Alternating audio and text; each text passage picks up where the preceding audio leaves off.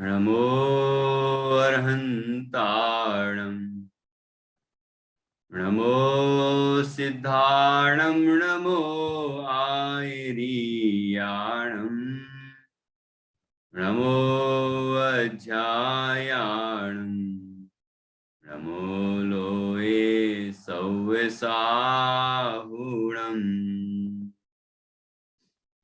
मंगलम भगवान वीरो मंगलम गौतमो गणी मंगलम कुंद कुंदाद्यो जैन धर्मोस्तु मंगलम सर्वमंगल मांगल्यम सर्वकल्याणकारकम प्रधानम सर्वधर्माणां जैनम जयतु शासनम जैनम जयतु शासनम जीवम जीवम दवम जिणवर बस हैण जैणणे देठम देविंद बिंद बंदम वंदे तम सव्यदा सिरसा।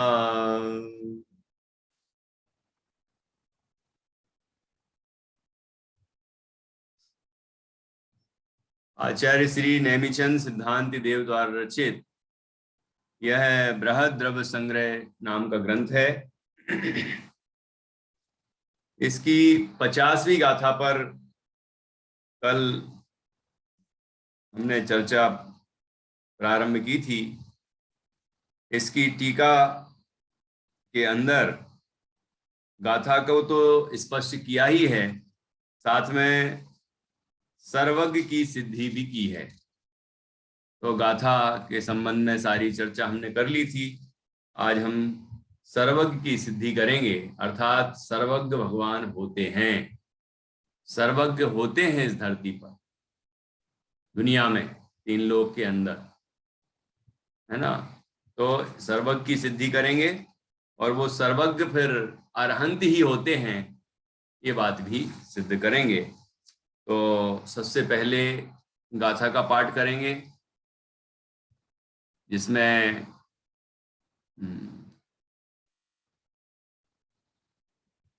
50 नंबर की गाथा, जिसमें अरहंत भगवान का स्वरूप बताया गया है। पढ़िए, सभी पढ़ते हैं। णट्ठ चदुघाई कम्मो दंसण सोहणाण वीर्य मयो सोह देहथो अप्पा शुद्धो हरिहो विचिंतिजो।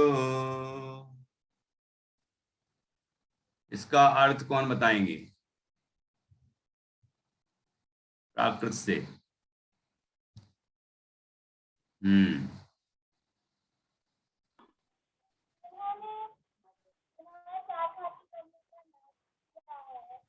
थोड़ा आवाज और आ जाए अच्छे से, ऐसा कुछ।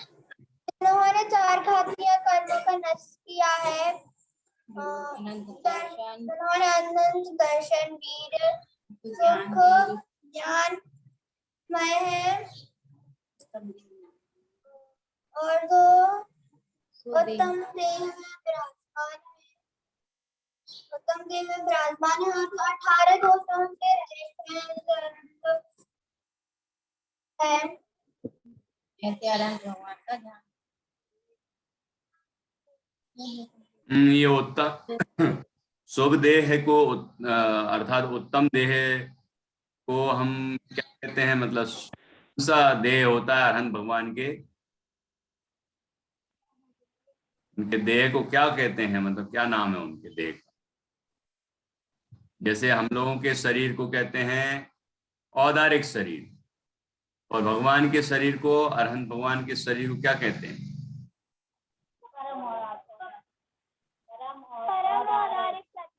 हाँ, परमोदारिक शरीर।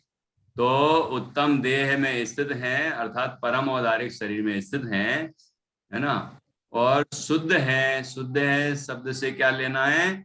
18 दोषों से रहित हैं, ठीक है। और शुभ देह की चर्चा में यह भी बताया था, जो चर्चा रह गई, कि उनका देह 7 धातुओं से रहित होता है। 7 जो कुधातुएं कही गई हैं उनसे रहित होता है। और वो 7 धातुएं कौन सी हैं? तो हमने यहाँ अशुचि भावना में सप्त तत्व 9 पदार्थ अधिकार के अंदर 35 नंबर की गाथा की टीका में पढ़ा था, और पेज नंबर 127 है, इसमें मैं पढ़ता हूं। तो 7 धातुएं कौन सी हैं? वसा मतलब चर्बी, शरीर में चर्बी होती है, वसा। रुधिर अर्थात खून, रक्त। मांस, मेद, मेद, हड्डी, मज्जा और शुक्र, शुक्र वीर्य है ना।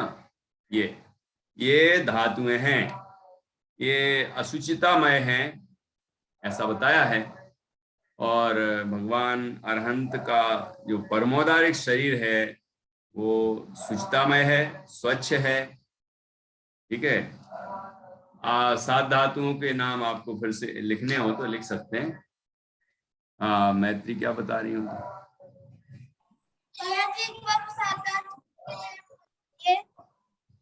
क्या? वो अभी आपने जो 7 से ना बोल दीजिए। हाँ वही तो मैंने कहा, फिर से बोल देता हूँ। वसा,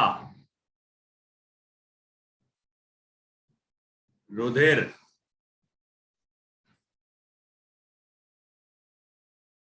है ना, मांस, मेद, हड्डी और शुक्र। हड्डी के बाद मज्जा, मज्जा और शुक्र। ठीक है, ये 7 धातुएं बताई हैं।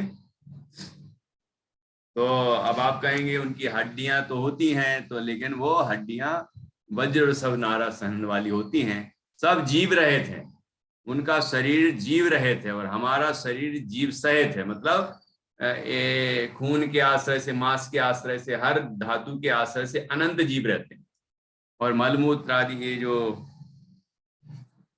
ये तो नहीं लिखे मलमूत्र आदि, ये 9 द्वार बहते हैं, वो अशुचितामय होते हैं, अशुचिता बहती है उससे, तो वो उनके अशुचिता नहीं निकलती उनके शरीर से।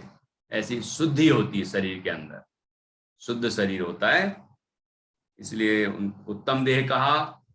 परमोदारिक शरीर होता है वो।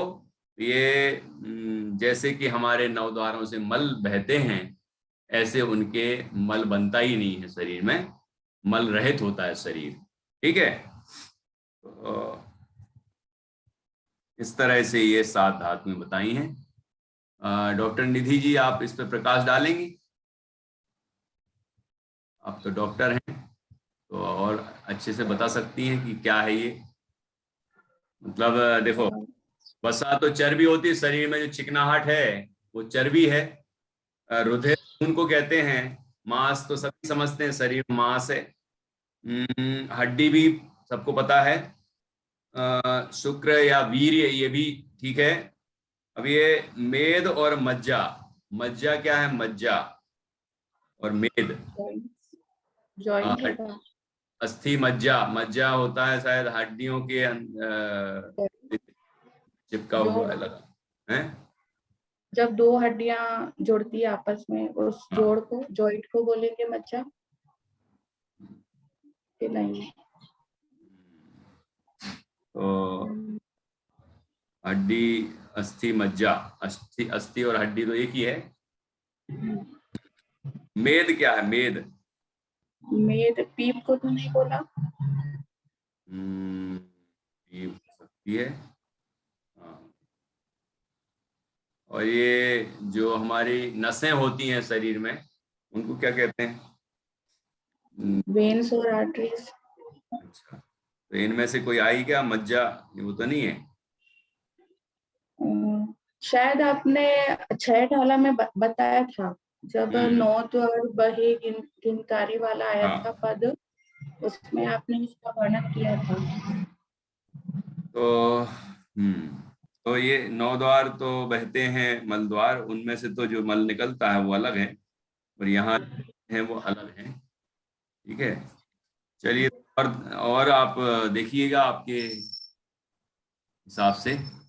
अब इंग्लिश में नाम तो नहीं लिखे हैं, ढूंढने पड़ेंगे, तो आप देखना कि कौन सी चीज प्रॉपर मतलब क्या है। मज्जा, मेद और मज्जा, और नसें वगैरह भी आ गई क्या इसमें या नहीं शामिल? क्या कह रही हैं दीपा जी? भैया जी, मज्जा को मांसपेशियां बोलती है क्या? मांसपेशियां, मांसपेशियां तो मांसपेशियां जैसे ये, मसल्स होती है, मसल्स बोलते हैं ना इंग्लिश में। वो तो मांसपेशियां मांस से ही बनी ना, मांस ही हो गया वो तो। और जहां भी इनने थर्ड में क्लास में वो सर्कुलेटरी, कौन सा सिस्टम होता है? सर्कुलेटरी, हाँ सर्कुलेटरी सिस्टम वो बनाया था। हाँ उसमें वो नसें बनाते हैं ना, हाँ। तो शायद वो होती हो। मैंने ज्यादा जानकारी तो नहीं है। अब और थोड़ा सा डॉक्टर निधि जी भी पता करके आएंगी, मतलब इसको इंग्लिश नाम ढूंढेंगे, फिर वो उनको पता है, मैं इंग्लिश में बता दूंगा तो वो बता देंगे। तो अब आगे के लिए बताएंगी तब अपन सब सुन लेंगे, ठीक है। तो इस तरह यहाँ 7 धातुओं से रहित होता है भगवान जयंत का शरीर। मतलब इस संबंधी अशुचिता नहीं होती, अशुद्धि नहीं होती। ये सब चीजें, ये नाम जो लिखे हैं, ये जैसे होते तो हैं, खून भी होता है लेकिन सफेद होता है, जीव रहित है हर चीज, उनके शुद्ध हैं ये सब। और हमारे शरीर में जो हैं वो अनंत जीवों से युक्त हैं, ठीक है ना। तो ये अंतर है, उनके देह को इसलिए शुभ कहते हैं, परम औदारिक है। हमारा भी औदारिक शरीर है, उनका परम औदारिक है। परम औदारिक है तो वो शुभ है, वो अशुद्धियों से रहित है, जीवों से रहित है ना। एक बस वही जीव हैं भगवान अरहंत जो उसमें रहते हैं शरीर में, बाकी कोई जीव नहीं रहता, सब जीवों से रहित होता है वो शरीर, ऐसा प्रासुक होता है, शुद्ध। ठीक है, ये चर्चा हमने की। अब हम आगे बढ़ते हैं, और इसमें आया है कि वे अरहंत भगवान सर्वज्ञ होते हैं, वीतराग होते हैं, क्योंकि यहाँ आया ना अनंत चतुष्टय से युक्त होते हैं, अनंत दर्शन, अनंत ज्ञान, अनंत सुख, अनंत वीर्य। तो प्रश्नकर्ता ने प्रश्न किया कि इस दुनिया में कोई सर्वज्ञ तो दिखाई नहीं देता, जैसे गधे के सिंग नहीं होते, है ना, तो फिर सर्वज्ञ कैसे हो सकते हैं? इस तरह सर्वज्ञ का निषेध मानने वालों के का पक्ष यहाँ पर प्रश्न के रूप में रखा। तो आचार्य उसकी फिर उसका खंडन करते हैं और सर्वज्ञ की सिद्धि करते हैं। तो वही प्रकरण अपन यहाँ पढ़ने वाले हैं।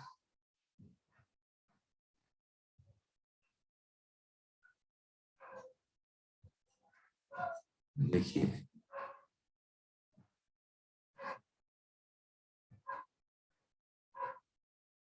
यहाँ भट्ट और चारवाक मत का आश्रय लेकर शिष्य पूर्व पक्ष करता है कि सर्वज्ञ नहीं है। ध्यान से सुनना, ये पूरा वाक्य याद होना चाहिए, पता होना चाहिए क्या बोला है उन्होंने।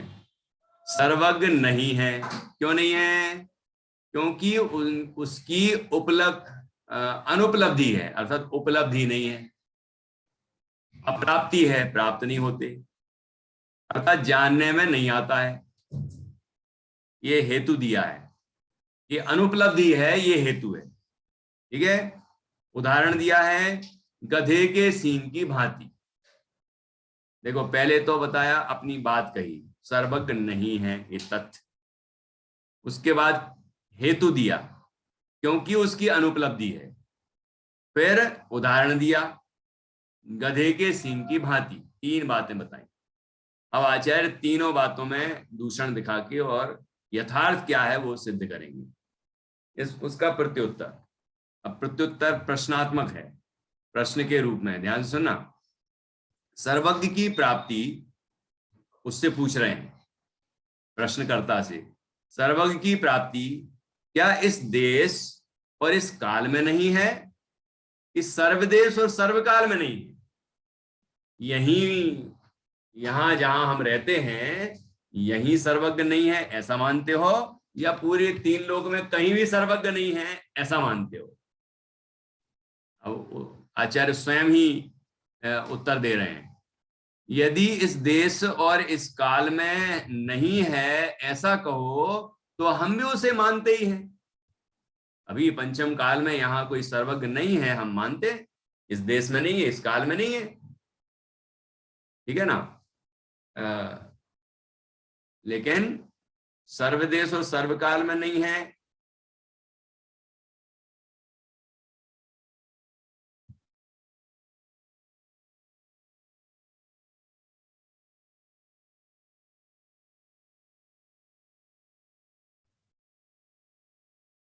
हाँ, तो यदि इस देश और इस काल में नहीं है ऐसा,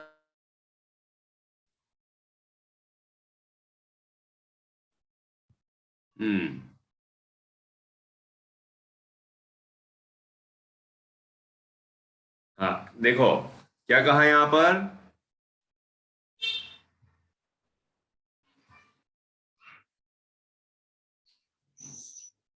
ध्यान से सुनना। न्याय से ऐसे सिद्धि होती किसी बात की, खंडन मंडन इस तरह होते हैं। मतलब अपनी बात की सिद्धि, और अन्य कोई कहता है, कोई गलत बात कह रहा है तो उसको खंडन, मतलब वो सही नहीं है, ये कहने का क्या तरीका है, कैसे तर्क देते हैं, कैसे युक्तियां देते हैं, कैसे उदाहरण बताते हैं, ये सब न्याय शास्त्रों में सिखाया जाता है।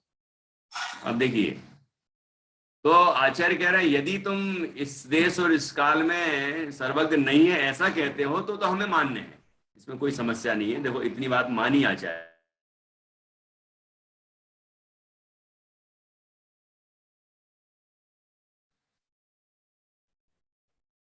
हाँ जी,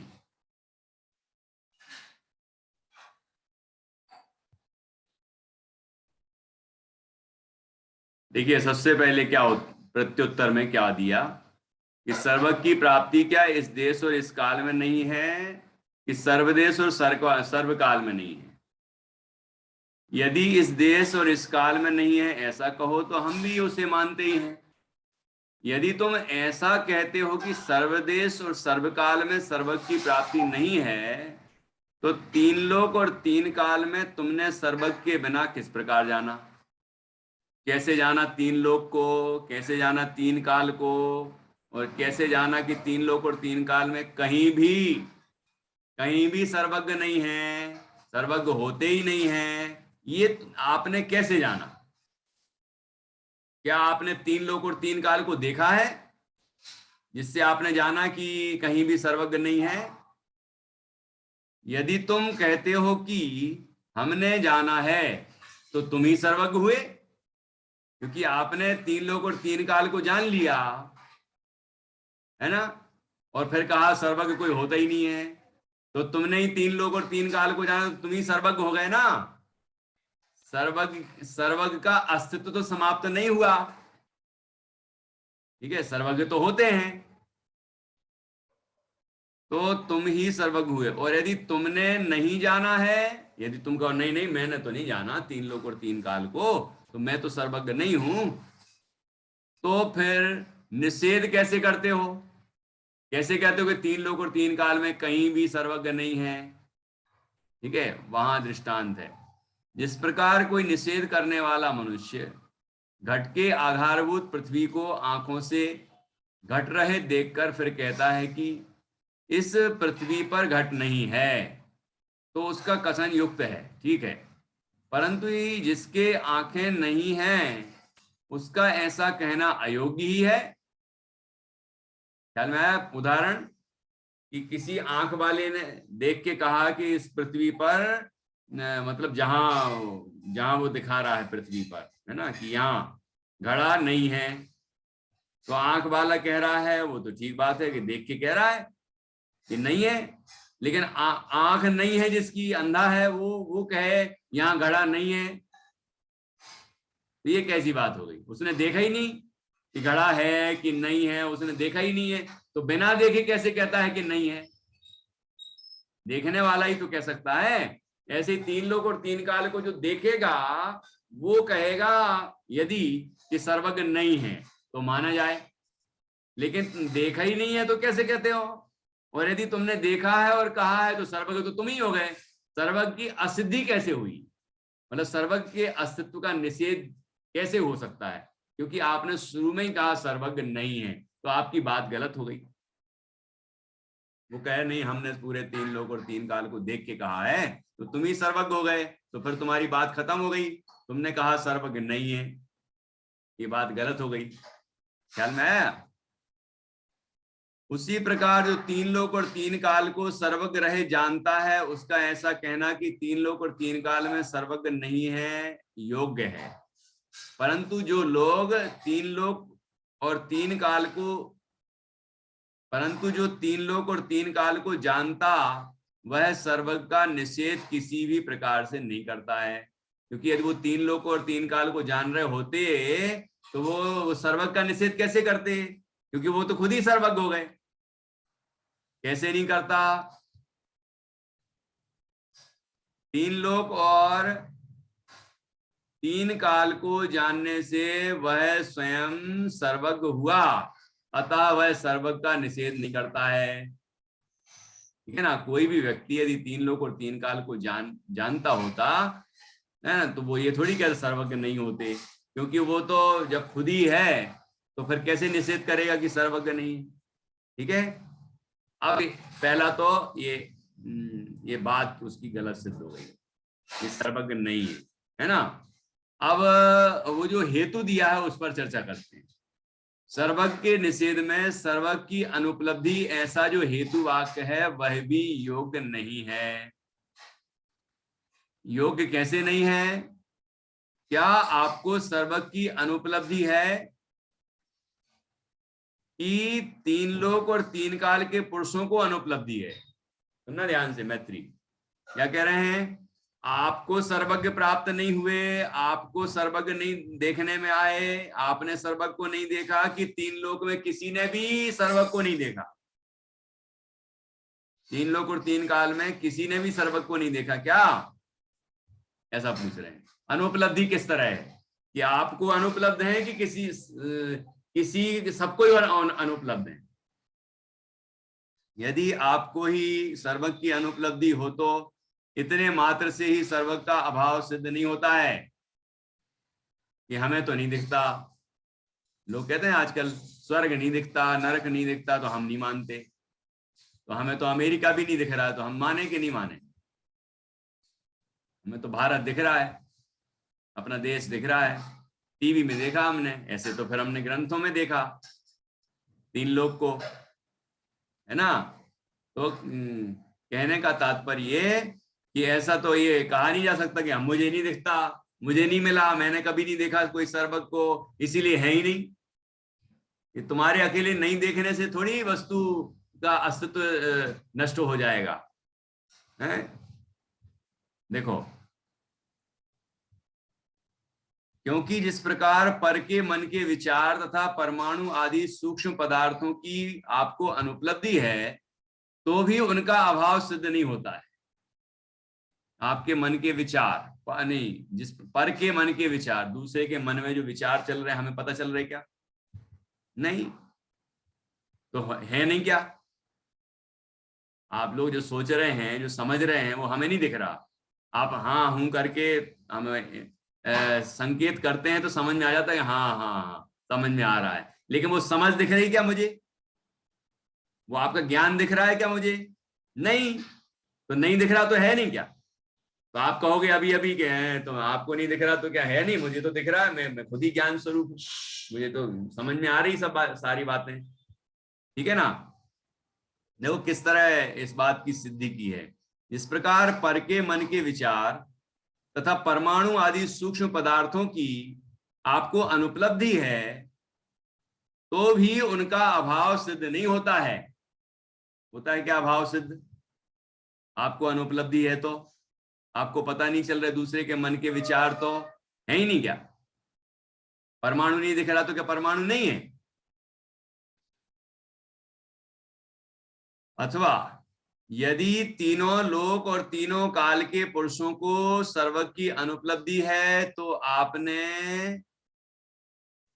आपने ऐसा किस प्रकार जाना कि तीन लोक के किसी भी पुरुष को सर्वज्ञ की अनुपलब्धि है? कोई किसी ने भी नहीं देखा, तीन लोक और तीन काल के किसी भी पुरुष ने नहीं देखा, तो आपको कैसे पता कि तीन लोक और तीन काल के किसी पुरुष ने उनको नहीं देखा? यदि आप कहते हो कि हमने ऐसा जाना है तो आप ही सर्वज्ञ हुए। क्या आपने तीन लोक और तीन काल के सभी पुरुषों को देख लिया है ना? कि और आपने कहा कि तीन लोक और तीन काल के किसी भी पुरुष ने सर्वज्ञ को नहीं देखा, तो आप ही सर्वज्ञ हो गए क्योंकि तीन लोक और तीन काल के पुरुषों को आपने देख लिया। ख्याल में आ रहा है तर्क? ऐसा पहले ही कहा गया है। इस प्रकार हेतु में दूषण है ऐसा जानना। अब दृष्टांत, अब तीसरा दोष दिखा रहे हैं दृष्टांत में। सर्वज्ञ के अभाव की सिद्धि में जो गधे के सींग का दृष्टांत दिया था वह भी अनुचित है। गधे के सींग नहीं होते परंतु गाय आदि के सींग हैं। सींग का अत्यंत अभाव नहीं है, मतलब सींग नाम की जो वस्तु है क्या उसका अभाव है? क्या वो है ही नहीं? गधे के नहीं होते लेकिन सींग नहीं होते क्या? गाय आदि के होते हैं ना। उसी प्रकार सर्वज्ञ का अमुक देश और काल में अभाव होने पर भी सर्वथा अभाव नहीं है। कि गधे के सिर पर सींग नहीं है ये बात हमने मान ली, लेकिन किसी के भी सिर पर सींग नहीं है ये बात तो ठीक नहीं है। ऐसे ही इस देश में इस काल में सर्वज्ञ भगवान नहीं है ना, ये बात तो हमने मान ली, लेकिन कहीं भी नहीं है, किसी भी काल में नहीं है, ये बात ठीक नहीं। उदाहरण समझ में आया? बात आचार्य की बात समझ में आई? इस प्रकार दृष्टांत में दोष कहा है। तो आगे आपने सर्वज्ञ के संबंध में बाधक प्रमाण का तो खंडन किया, परंतु सर्वज्ञ के सद्भाव को सिद्ध करने वाला प्रमाण क्या है? देखो प्रश्नकर्ता ने क्या प्रश्न किया है कि आपने मेरी बात तो खंडित कर दी, मैंने मान लिया, मेरा तथ्य गलत है, मतलब जो साध्य है, मेरा हेतु भी गलत है, मेरा उदाहरण भी गलत है, सब गलत है, लेकिन अब आप बताओ कि सर्वज्ञ का सद्भाव आप कैसे सिद्ध करेंगे कि सर्वज्ञ होते हैं? ये सिद्ध करके बताओ। मेरी बात तो आपने काट दी है ना, मेरे बात को तो तर्क से आपने खंडित कर दिया, लेकिन अब ये सिद्ध करके बताओ कि सर्वज्ञ होते हैं। ये कैसे सिद्ध करेंगे आप? देखिए अब सर्वज्ञ को सिद्ध करते हैं। उत्तर, कोई पुरुष सर्वज्ञ है ना, ये आचार्य कह रहे हैं। अब विश्व में कोई पुरुष है ऐसा कि जो सर्वज्ञ है। ध्यान रखना, इसको सिद्ध करेंगे आचार्य। इस वाक्य में पुरुष धर्मी है और सर्वज्ञ है वह साध्य, अर्थात जिसकी सिद्धि करनी है ऐसा धर्म है। धर्मी है पुरुष और धर्म है सर्वज्ञ। सर्वज्ञ सिद्ध करेंगे और सर्वज्ञ कोई पुरुष है ये सिद्ध करेंगे, ठीक है ना। तो इस तरह से धर्मी और धर्म बताया। इस प्रकार कोई पुरुष सर्वज्ञ है, यह वाक्य धर्मी और धर्म के समुदाय रूप से पक्ष वचन है। इसको पक्ष वचन कहते हैं न्याय शास्त्र। ये पक्ष रखा अपना कि कोई पुरुष सर्वज्ञ है। किस कारण से? हेतु। अब यहां भी आचार्य हेतु दे रहे हैं। वहां तो कहा था कि कोई सर्वज्ञ नहीं है, वो पक्ष वचन था। यहाँ पक्ष वचन क्या है? कोई सर्वज्ञ है, कोई पुरुष सर्वज्ञ है। क्या हेतु है उसके पीछे? ऐसा पूछा जाए तो पूर्वोक्त प्रमाण से बाधक प्रमाण का अभाव होने से, पूर्वोक्त प्रकार से बाधक प्रमाण का अभाव होने से यह हेतु वचन है, क्योंकि इसमें कोई बाधा नहीं है, या बाधक प्रमाण का अभाव है, इसमें कोई बाधा नहीं है, क्योंकि पूर्वोक्त प्रकार से बाधक प्रमाण का अभाव होने से यह हेतु वचन है। किसकी भांति? अब उदाहरण देके बताओ। अपने अनुभव में आते हुए सुख और दुख आदि की भांति, यह दृष्टांत वचन है। जैसे हमारे अनुभव में हमारे सुख दुख के परिणाम आते हैं, है ना, ऐसे ही सर्वज्ञ भी होते हैं। ठीक, हमें अनुभव में आ रहे हैं, आपको नहीं दिख रहे हमारे अनुभव, हमारे सुख दुख का अनुभव आपको नहीं दिख रहा है, लेकिन है ना, हमें हो रहा है अनुभव। ऐसे सर्वज्ञ हैं, ठीक है, हमें नहीं दिख रहे आंखों से अभी यहाँ इस काल, इस देश में, इस काल में, लेकिन हैं, ठीक है। अपने अनुभव में आते हुए सुख और दुख आदि की भांति, यह दृष्टांत वचन है। इस प्रकार सर्वज्ञ के सद्भाव में पक्ष, हेतु और दृष्टांत रूप से 3 अंगों युक्त अनुमान जानना, अथवा सर्वज्ञ के सद्भाव का साधक दूसरा अनुमान कहते हैं। पहला ख्याल में आया आपको कि कोई पुरुष सर्वज्ञ है क्योंकि किसी भी बाधक प्रमाण का अभाव है, कोई भी बाधक प्रमाण नहीं है, कोई बाधा नहीं पहुंचा सकता इस बात को। कैसे नहीं पहुंचा सकता? कि जैसे कि हमारे अनुभव में आते हुए सुख दुख के परिणाम, वो हमें अनुभव में आते हैं, इस बात को कोई प्रमाण असिद्ध कर सकता है क्या? कोई कहे कि नहीं, मुझे नहीं दिखते इसलिए मैं नहीं मानूंगा, कि नहीं तुम्हारे नहीं दिखने से क्या होता, मुझे तो अनुभव में आ रहा है ना, ठीक है ना। जैसे आपको अनुभव में आ रहे हैं आपके सुख दुख, ऐसे मुझे अनुभव में आ रहा है मेरे सुख दुख, है ना, ये हेतु दिया इसमें। ऐसे 3 लोक और 3 काल में कहीं कोई सर्वज्ञ है, ठीक है, इसमें कोई बाधक प्रमाण नहीं है। और ये बात नहीं कही जा सकती कि मुझे नहीं दिख रहा, कोई ना कोई पुरुष को तो दिख रहा है, कहीं ना कहीं तो है, जिसको कोई दिख रहा है तो सर्वज्ञ हैं। अब दूसरा तरीका बताते हैं इस बात को सिद्ध करने के लिए। ये आप्तमीमांसा ग्रंथ में ये कारिका है, सूक्ष्मांतर दूरार्था प्रत्यक्षा कस्यचिद यथा अनुमये अत्वतो अग्न्यादि रीति सर्वज्ञ संस्थिति, ये बात वहां कही है।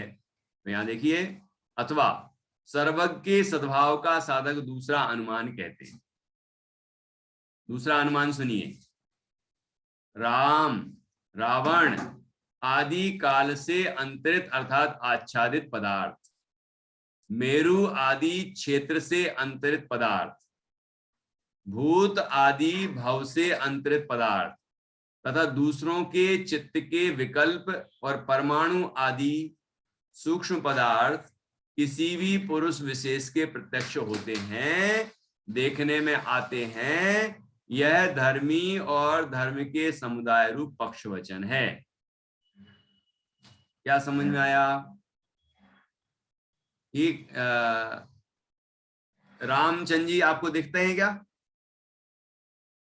रामचंद्र जी को देखा आपने तो कैसे मानते हो कि रामचंद्र जी थे? महावीर भगवान को देखा है तो थे कि नहीं थे? कैसे कैसे थे? कैसे आपने माना कि थे? ना ध्यान से, राम रावण आदि काल से अंतरित हैं, मतलब काल व्यतीत हो गया ना उनका समय। अब ये बताओ, हमारे पूर्वज थे, चलो आपके दादाजी को तो आपने देखा होगा, लेकिन दादाजी के पिताजी को देखा क्या? क्यों मैत्री, दादाजी के पिताजी को देखा तुमने? नहीं देखा, तो थे कि नहीं थे? अरे आपने देखा ही नहीं तो कैसे मानते हो कि थे? कि हेतु है उसके पीछे।